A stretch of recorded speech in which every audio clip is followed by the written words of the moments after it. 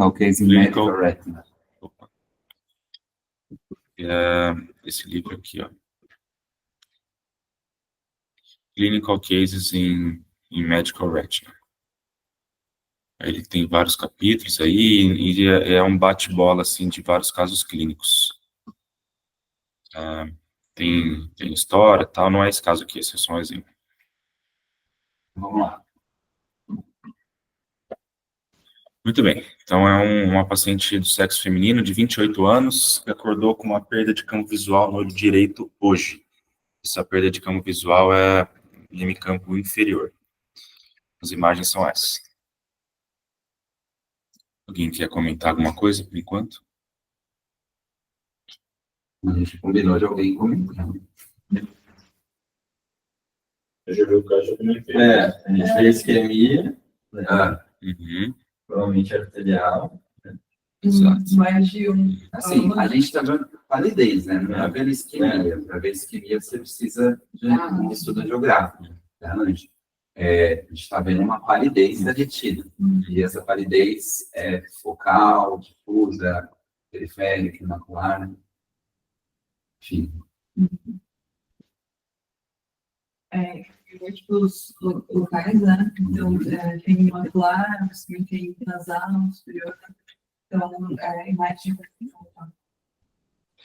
Eu acredito que é uma evidência de uma doença multifocal, de uma isquemia de origem arterial, não territorial, né? Porque a territorialização aí é que diz que é um ramo, que é uma artéria central, isso não está acontecendo, sugerindo uma origem sistêmica, né? Você tem uma doença arterial multifocal sincrônica, né, no mesmo momento. E com ramos aí inferiores também de vasos fantasma, né? Sugerindo uma origem sistêmica, né? Exato, é isso. Então, o outro olho aqui, sem nenhuma alteração, um exame de polo posterior sem alterações. E aqui eu já vou dar um pouco mais de informações, mas a acuidade visual era 20/80 no olho direito.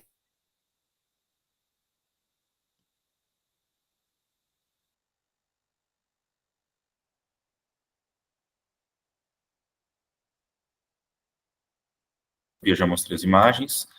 Agora um red free aqui, só para complementar o exame da fundoscopia. E aqui uma anjo de fase precoce do lado esquerdo e fase mais tardia no lado direito. Aqui sim dá para a gente ver uma área de isquemia na região macular superior, até com impregnação do contraste aqui nesses ramos mais terminais das arteríolas, né? Em fase mais tardia, a gente consegue ver até um pouco de extravasamento do contraste. Aqui a anjo do olho esquerdo sem alterações. O OCT ilustra aqui uma hiperrefletividade das camadas internas, até com um pouco de edema da retina interna, tanto no corte horizontal quanto no corte vertical. E a continuação aqui da anamnese. Então, a paciente foi questionada sobre fotopsia, cefaleia, perda auditiva, sintomas neurológicos agudos. Ela negou tudo, falou que só acordou com a visão baixa, perda de campo de visão. Mas ela usava uma medicação que ela não sabia o nome para epilepsia. Antes de dilatar, foi feito um teste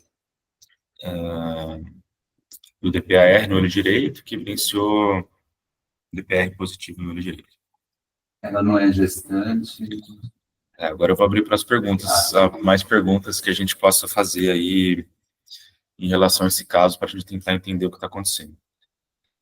Eu sei que é fora da ordem que a gente está acostumado, né? Primeiro a gente faz a anamnese, mas eu acho que se eu der a anamnese direto, acho que vai ficar fácil de descobrir esse diagnóstico. Ela é gestante? Ela não está gestante. Ela usa drogas injetáveis? Não usa drogas injetáveis também. Como a garota sem microfone, só para o pessoal de lá ouvir. Não, eu repito. Pessoal, uma sugestão de fazer pergunta.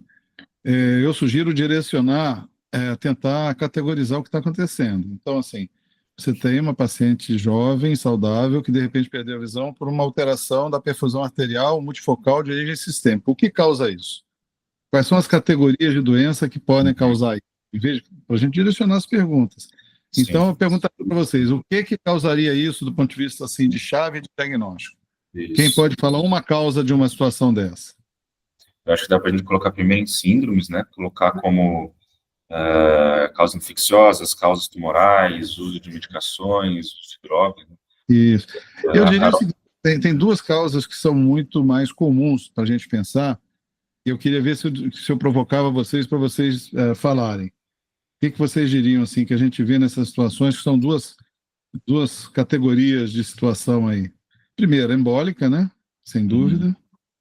E segunda, vasculítica, né? Eu acho que são as duas maiores chaves aí. Alguém tem mais uma, outra, assim, muito comum? Ou concordam que seriam essas duas, ou discordam? E aí, a partir dessas duas, a gente direcionar, não é isso? Segue aí. Acho que o próximo já é uma categorização aqui. Ela já teve episódios semelhantes anteriores? Não. História de doença cardiovascular ou carotídea? Também não. Ela fez procedimentos estéticos recentes? Também não. E aí, questionando melhor, parece que ela tem uma perda auditiva. Ela nega na anamnese, Pode mas só ela interrompendo, Vitor. Você está falando uma coisa muito importante aí, que é procedimento estético, viu? isso sim. Isso aí a gente está vendo hoje, né? Você quer falar um pouco sobre... Alguém quer falar um pouco sobre isso aí, antes de você seguir? Eu até discuti com a Thalita uns 2 dias atrás, acho, de uma paciente que a gente não sabia o que era uma vasculite periférica de ambos os olhos, assim, da retina. E uma das hipóteses ficou de que ela fez botox alguns dias antes do quadro, mas a gente ficou na dúvida se podia ser um quadro de oclusão pela própria injeção ou uma reação imunomediada do botox. Mas o que faz mais é preenchimento mais no próstata, né? Qualquer região pode fazer, tem várias regiões, mas as regiões que mais fazem é glabela e ponta do nariz pode fazer. A gente teve, Laurentino, faz uns 3 anos aqui na clínica, acho que foi o Francisco que pegou esse paciente, que tinha feito uma infiltração, né, Fran? Foi eu mesmo. Não, foi terrível, foi trágico o negócio. O paciente chegou meia hora depois de fazer o procedimento, carregado pela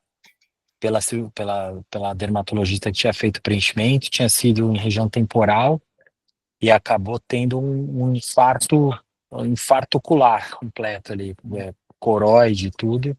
Acabou perdendo o olho esse paciente. Esse paciente a gente mandou pro pronto atendimento do Sírio-Libanês e ele estava cheio de êmbolo dentro da cabeça. Então, é um negócio... E não tinha sido em glabela, né, que está proscrito, não pode mais fazer. Tinha sido temporal, que é mais raro acontecer, mas tem acontecido, né? Tem acontecido. Eu tenho 2 casos para comentar. Retrobulbar, né? Um caso muito agudo. A médica dermatologista não tinha neuronalidade. É recomendado, se a gente conversou depois com os dermatologistas, é recomendado que tenha no consultório, todo mundo tem o ácido hialurônico, tem que ter neuronalidade, mas a maioria não tem porque ela vence muito rapidamente, não se perde. Mas é retrobulbar, como é que ela vai fazer? A gente fez... Na hora da urgência, você nunca tocou no olho, né? Não sei. Você vai ver que tem um olho. Eu acho que é normal. Eu acho que A gente fez. Acho que é a de injeção. Não é a retrobulbar. Eu não sabia que o pessoal tentava fazer retrobulbar. Mas não tem como o dermato fazer retrobulbar. Mas Não. tem bastante proteger, porque Retrobulbar, né? tem um cara lá que tem um consultório no prédio da minha irmã e todos os dermatos Não. ativam ele. Não entendi. Eu comentaria o seguinte, que hoje o preenchimento é por um fluxo retrógrado, né? Via venoso no trígono ali, e faz realmente uma embolia. E não é retrógrado, e não melhora. Eu Não chamaria é uma atenção injeção direta na artéria, né? Assim, não é um ímpeto de... há um fluxo retrógrado. E eu chamaria atenção, e tem uma comunicação aí numa das artérias, e eu chamaria atenção para 2 outras situações, né, que eu tive aqui no... Eu já tive vários casos, viu? Vários assim, uns 4, 5. eu chamaria para duas outras situações. Eu tive recentemente um caso também de cegueira por embolização de epistaxe. Então, assim, teve um quadro muito parecido com esse aí. Uma paciente tinha um epistaxe persistente e foi fazer a embolização. Fez a embolização da artéria etimoidal, eu acho. E aí, na embolização, teve uma situação muito similar a essa aí. Tive uma outra de uma paciente que operou desvio de septo, aliás, mais de uma, de desvio de septo. E na cirurgia eles usam muita, não dá esse quadro exatamente, mas foi um quadro de isquemia de nervo óptico, uma neuropatia isquêmica anterior e placas assim, por injeção a gente acha que foi uma injeção de excesso de vasoconstritor, sabe? Que eles usam para hemostasia, foi uma cirurgia que sangrou muito, aí, né, usaram muita adrenalina aí e tal para poder fazer a cirurgia e aconteceu isso. Então essas causas a gente tem que, né, já afastar de pronto, né? Mas está muito interessante aí, tem assim uma pista grande aí que você falou aí, viu? Que é essa pista aí da alteração auditiva, né? Eu acho que aí dá um gancho legal. E é interessante, eu vou só fazer um último comentário. Ontem eu vi um paciente que fez um exercício extenuante e teve uma perda de visão unilateral no olho esquerdo. Então, assim, ele chegou dizendo que era uma perda de visão unilateral no olho esquerdo. Perda de visão unilateral, topograficamente, é o quê? Pré-quiasmática, nunca é retroquiasmática, concordo? E eu fiquei pensando em coisas, e o exame dele era normal e tal. Aí, quando eu fiz o campo visual, eu vi que, na verdade, era uma hemianopsia, na verdade, né? Quer dizer, era bilateral, sabe? Homônima. Então, na verdade, direciono meu raciocínio aí para um AVC occipital, que era o que ele tinha. E o paciente que tem perda visual tipo heterônima ou bilateral, ele raramente fala que é nos dois olhos, ele fala que é no olho dominante. Só uma dica para vocês. Então, igual perguntaram para ela se ela tinha perda auditiva, ela falou que não.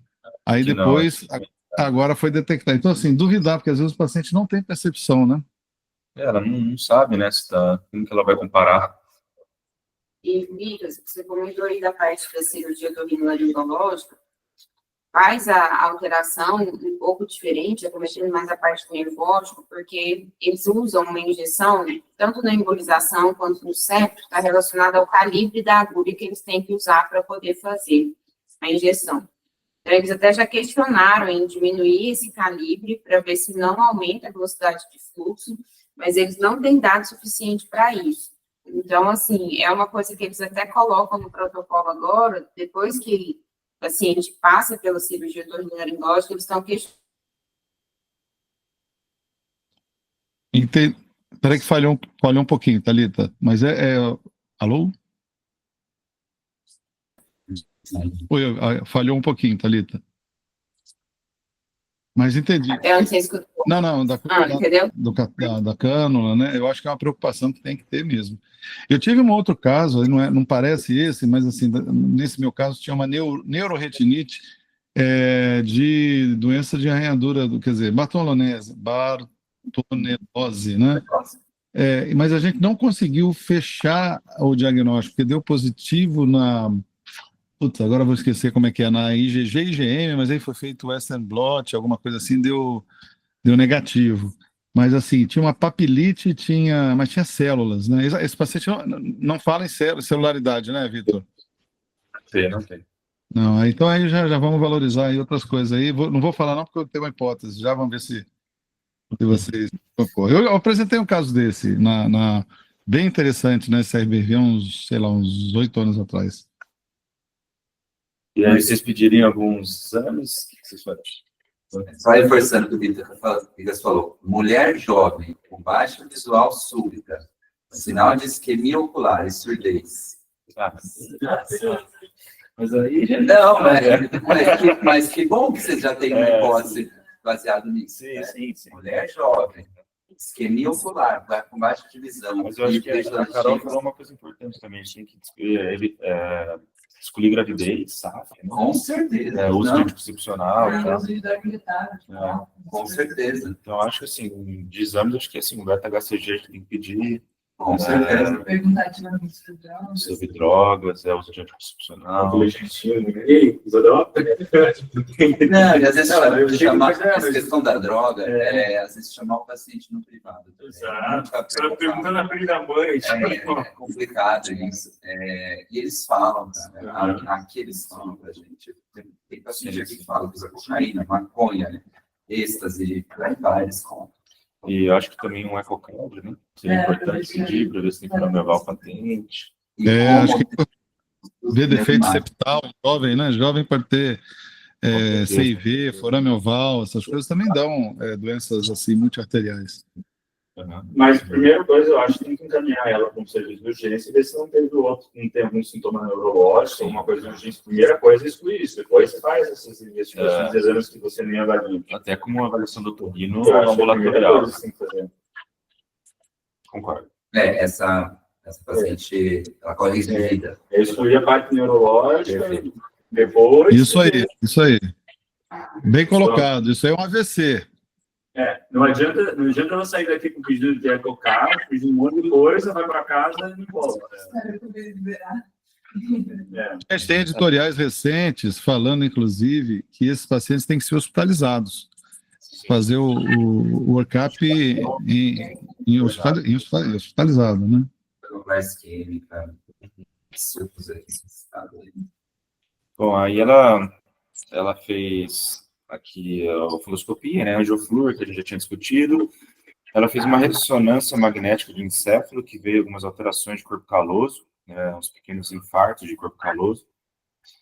E na audiometria ela tinha uma perda auditiva neurosensorial, o que faz a gente pensar realmente em síndrome de Susak, né, com essas três características da doença, que são oclusões arteriais retinianas, infartos do corpo caloso e alterações auditivas. E aí aqui alguns diagnósticos diferenciais, igual o Dr.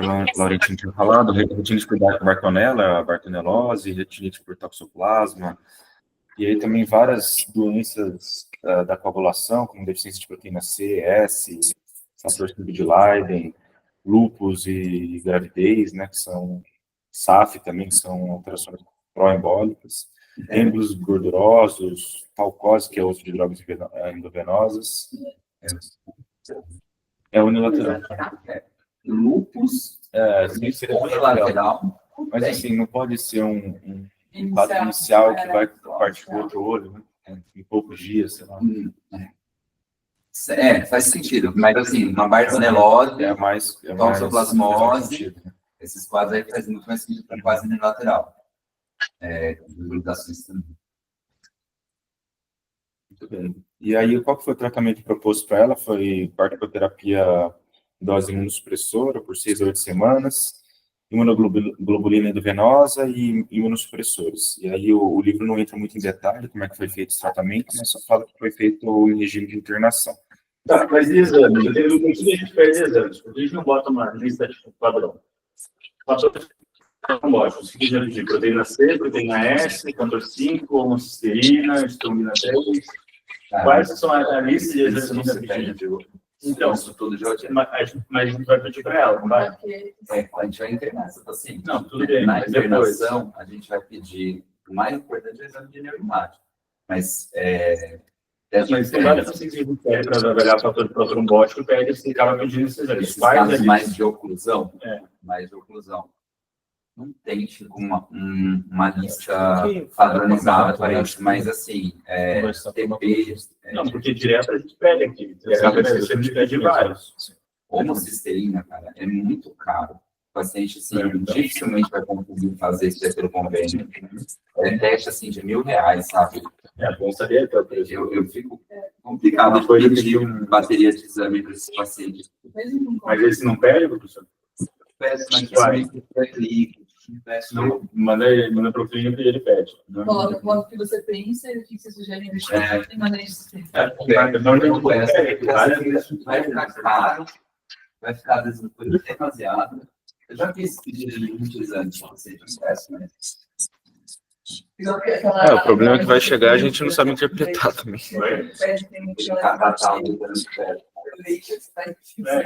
Eu vejo a gente chama de bem Sim, esse hemograma,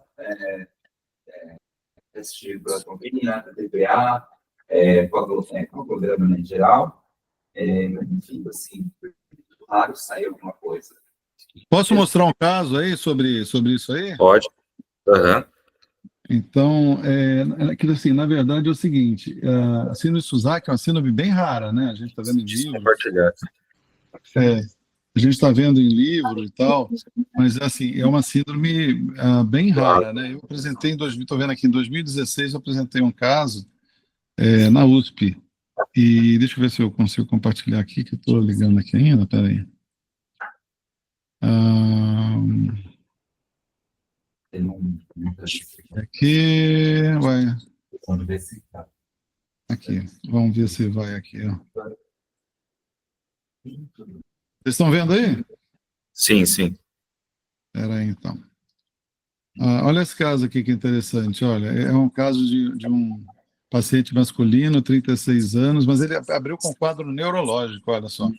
Uma tetraparesia espástica recorrente, uma síndrome cerebelar, ele não definia direito a alteração visual, e tinha um diagnóstico de esclerose múltipla, exatamente porque tem essas lesões em torno do corpo caloso, que dão uma certa confusão, né?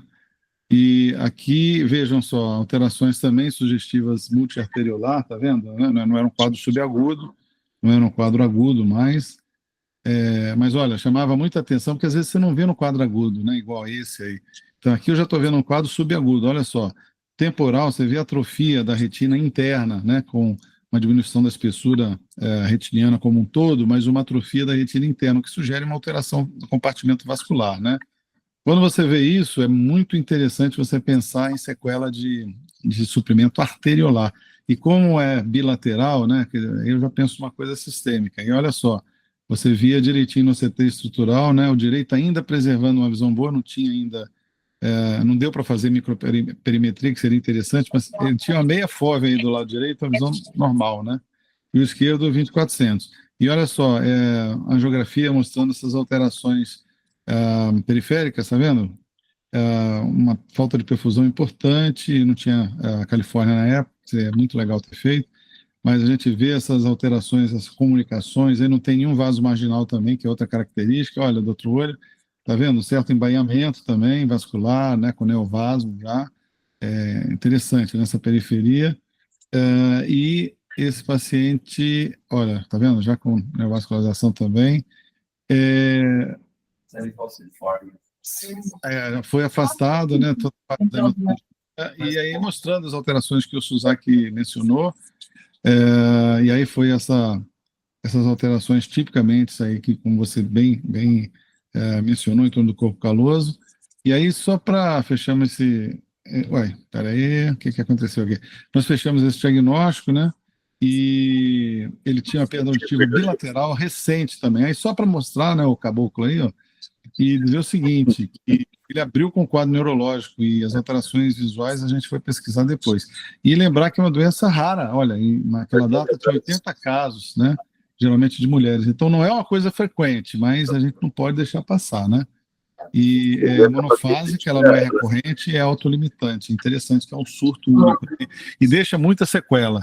E lembrar da situação que você bem falou aí, de fazer ressonância, porque tem alterações neurológicas. Igual esse paciente, teve uma tetraparesia espástica. Esse cara realmente ficou com uma sequela importantíssima neurológica, né? Então, E essa paciente tinha queixa auditiva ou não? Tinha, né? Bilateral. interessante, né? Vou parar de compartilhar aqui. Mas, então, só para lembrar essa parte do quadro neurológico. Às vezes, abre com quadro neurológico, você pesquisa de forma secundária. Ele, por exemplo, ele não tinha queixa visual, porque o olho direito, eu lembro bem desse caso, ele tinha 20/20, embora com o campo bem alterado. Mas para ele estava tudo bem. Ele, às vezes, eu tenho uma dificuldade para dirigir, ele tinha batido com o carro, antes de abrir o quadro neurológico, né? Então, foi tudo muito rápido, porque a doença é monofásica, né? Então, abriu com quadro neurológico, ele achou que, inclusive, bateu porque não conseguiu desviar, mas era já uma alteração visual que ele estava tendo.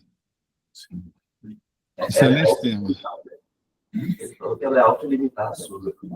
Autolimitada, mas ela pode ser devastadora, porque demora alguns dias para ela se instalar. Esse paciente, por exemplo, ele não se recuperou do quadro neurológico. Ô, Laurentina, desculpa, mas essa questão do autolimitado é mais em relação ao quadro ocular, né? Ele ficou com sequelas graves, cara. Porque Neurológico sistema nervoso central e dá isquemia em todos esses lugares, corpo caloso, né? No caso, ele teve alteração cerebelar também, que pode acontecer na doença. Então, ele tinha toda uma síndrome cerebelar. Foi um caso gravíssimo, cara. Caso muito ruim mesmo.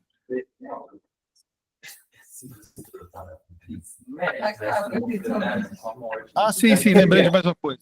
Nós não conseguimos fazer campo visual dele, porque ele tinha uma tetraparesia, ele não conseguia coordenar o botão do campo.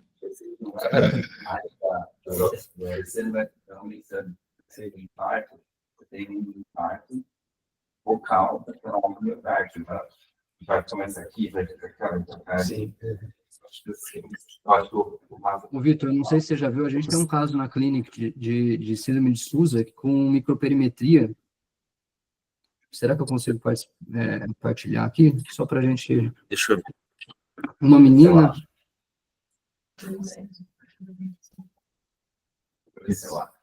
Vou tentar achar aqui no... Eu acabei de achar aqui. Show up. Uhum.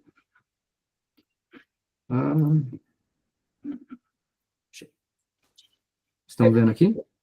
Eu não sei, Rafael, eu não lembro se você pegou isso na escola também, mas não. E aí, tudo bem? E em um ano a gente via pelo menos uns 10 casos de SUS. Tinha muita SUS aqui lá. Tinha.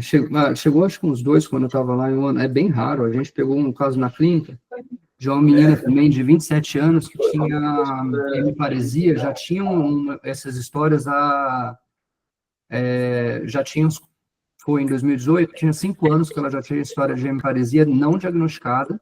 Então, uma menina jovem aí também. Eu acho que não está aparecendo aqui pra gente. Foi? Vai dar bem. Pronto, vamos ver se foi agora. Aí ele está conseguindo. Acho que agora foi. Foi? Foi.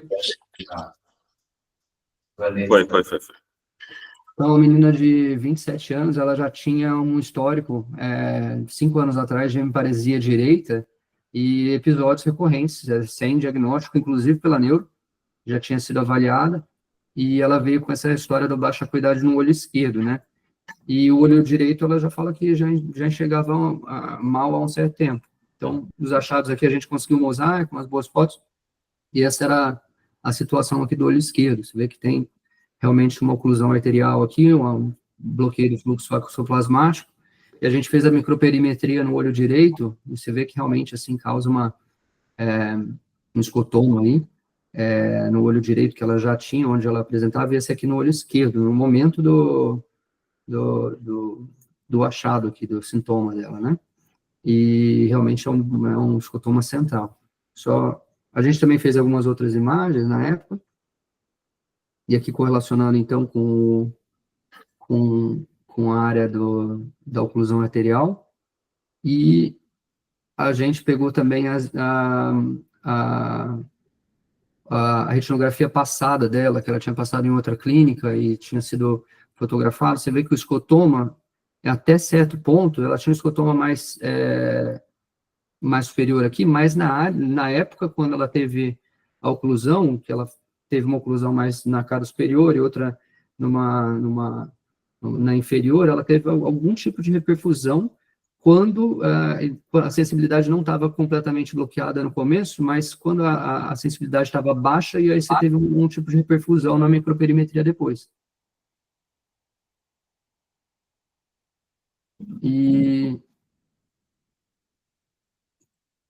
E aqui o exame do ACT também mostrando, né, o afinamento da retina a custo de camadas internas, né? Que é já um sinal mais antigo, e aqui o espessamento, né, no quadro agudo no olho esquerdo. A gente também fez a anjo para avaliar esses achados aqui, principalmente nas camadas internas da retina, né? Mas também um pouco de artefato, talvez por bloqueio, né? e esse aqui do olho direito, que era o olho contralateral que ela teve o evento anteriormente. Mas acho que realmente esse caso aqui está bem legal, porque a gente vê as imagens já com os aparelhos mais recentes, e são casos, eu não sei se se existe microperimetria em casos atuais, assim. É muito publicado, Rafa. A gente deixou pronto, se vocês quiserem, a gente já tem as imagens aqui, pode publicar. É muito interessante essa documentação, e é só chamar atenção para uma coisa. Vocês vejam que SUSA pode dar alterações, como vocês mostraram, no polo posterior, você também tem na periferia, e aí você viu o meu caso, uma alteração periférica, né? Principalmente na periferia, e uma sequela macular, quer dizer, pode dar alteração em polo posterior e pode também dar na periferia, pode dar neovascularização, quer dizer, é uma doença que você tem que realmente pensar em diferentes acometimentos. E só uma coisa, dois comentários que eu vou fazer. Eu tive um outro paciente com SUSA, que eu não achei aqui, que ele morreu. Teve uma evolução fatal, e morreu por um acometimento de tronco cerebral, né, foi internado, morreu. Era um cara jovem, esportista, e assim, não sei se tem a ver ou não, comia maconha com farinha. Assim, era um cara que todo mundo conhecia ele aqui, era um cara que era super esportista, mas o cara assim, abusava, tinha uma história de forte de marihuana, não sei se tem alguma ação aditiva, não sei. E esse cara morreu. Lembrar que SUSA pode ser até fatal, né? Um caso que eu tenho de evolução fatal. Esse paciente eu nem tive boa documentação, porque ele evoluiu muito rápido, infelizmente. Foi um caso que, assim, em uma semana ele morreu. E uma outra coisa, esse era um caso, a cefaleia parece que é um sintoma de apresentação comum, e é uma dor de cabeça muito intensa, parece uma enxaqueca, mas é na cabeça inteira, assim, uma dor forte que não cede com analgésicos. Então, assim, esses dois pacientes tiveram, e na época eu li, assim, a cefaleia é um sintoma de encefalopatia de abertura que deve ser valorizado. Excelente caso aí, Rafael. Realmente, tem que lembrar que esses casos têm recorrência, né? Então, por exemplo, você vê que o paciente às vezes fica bem, ninguém sabe muito bem o que. Eu lembro que na época eu falei com o neurologista, ainda não é muito delimitado, como é muito raro, não tem nenhum tratamento específico ali que você vai usar de imunoterapia que funciona mais que outra. Então, tem que ficar realmente, assim, tem que acompanhar o paciente e orientar o paciente que se ele tiver novos episódios, ele tem que correr, tem que ter uma avaliação rápida.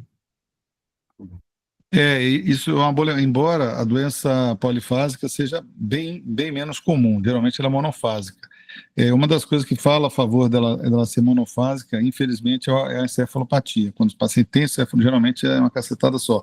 E aí, lembrando bem o que você falou, Rafael, tem duas doenças, porque igual esse paciente meu, ele abriu com quadro neurológico, né? Então, tem duas doenças que a gente tem que diferenciar, além de esclerose múltipla, que foi o diagnóstico inicial que ele teve, a ADEM e o CADASIL, né, que são duas doenças de encefalomielite e uma com leucoencefalopatia, que dão alterações na imagem que podem também lembrar e também podem dar alteração auditiva. Então, ter uma parceria com o neurologista aí, esse paciente, por exemplo, ele veio, que eu mostrei, veio com diagnóstico de esclerose múltipla, fechado. E, na verdade, não é. Então, assim, há uma certa confusão, às vezes, com ADEM, com CADASIL, né, enfim, MELAS, essas coisas aí essas encefalopatias aí que eu não sei todos os detalhes, mas que eu sei que dão uma área cinzenta às vezes. E pode não ser a manifestação ocular o que traz o paciente, entendeu? Pessoal, na próxima semana, a gente deve fazer um pouquinho mais cedo, às 8h.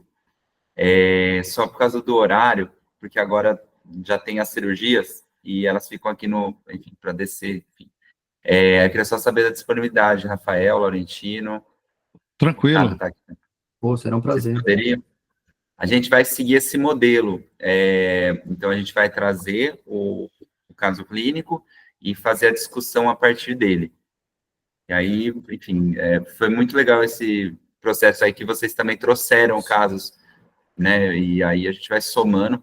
Não é uma coisa que a gente vê no dia a dia, mas quando eventualmente acontecer, a gente tem que estar pronto para conduzir o paciente justamente para evitar que ele tenha essas complicações, né? Laurentina, por um caso aí de óbito, inclusive. Olha, eu queria dar os parabéns e fazer só um sumáriozinho rápido de take home aí. Primeiro, lembrar que é uma doença rara, mas acontece muito, não quer dizer, não, brincadeira, é rara, mas tem que pensar nela. Segunda coisa, neurooftalmologia, não confie no paciente. Então, o paciente que fala que tem certeza que o campo visual é só de um lado, faz o campo. Paciente que diz que não tem doença auditiva, testa a audição. Isso, não confie. Essas informações são falhas e muitos diagnósticos passam por causa disso. Segundo, questione os diagnósticos. Todo mundo fala que é esclerose múltipla quando vê essas alterações de substância branca. Nem toda alteração pode ser uma leucoencefalopatia, pode ser cadacil, ADEM, melas. Então, não há, é esclerose múltipla com alteração de campo. Não compra isso. Dá uma olhadinha, né? Também esclerose múltipla pode dar alteração vascular retiniana. Então, tem que ter muito critério, mas eu nunca vi dar atrofia da retina interna nesse nível.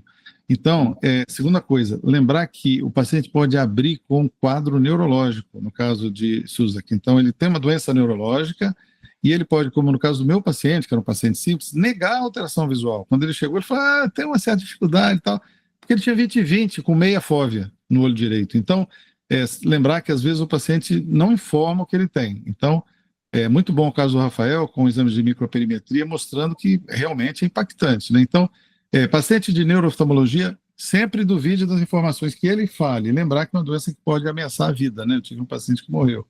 Então, é isso. Excelente, viu? Muito bons casos, excelente, Vitor, excelente, Rafael também, viu? Parabéns, muito legal. Beleza. Obrigado, pessoal. Muito obrigado. Aí, semana que vem, a gente volta às 8. Combinado? Combinado. Bom dia a todos aí, gente. Valeu. Tchau, boa cirurgia.